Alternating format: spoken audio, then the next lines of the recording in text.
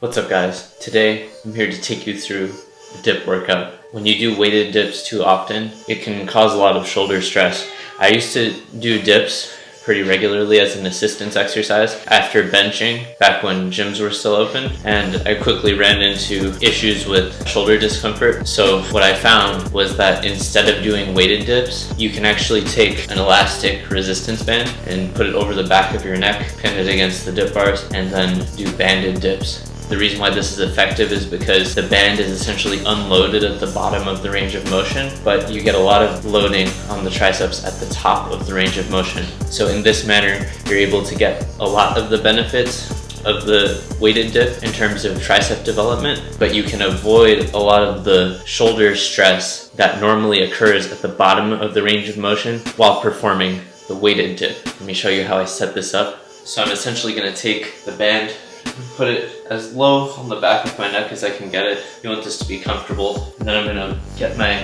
desired hand position. And then I'm just gonna pin the band against the bars. And then from there, I'll do my set.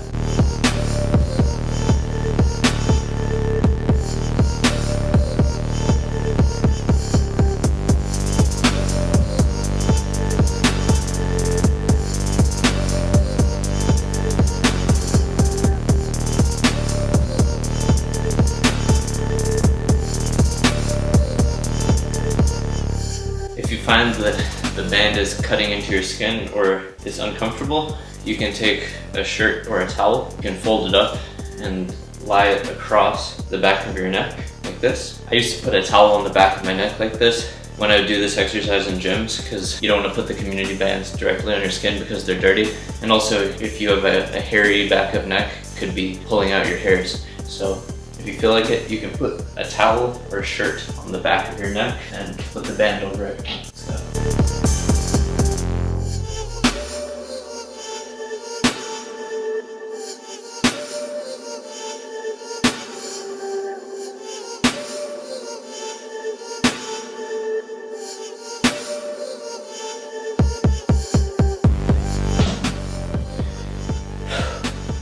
The good thing about this exercise also is that if you just move your hands out on the band a little bit, you can decrease the amount of resistance that you're applying.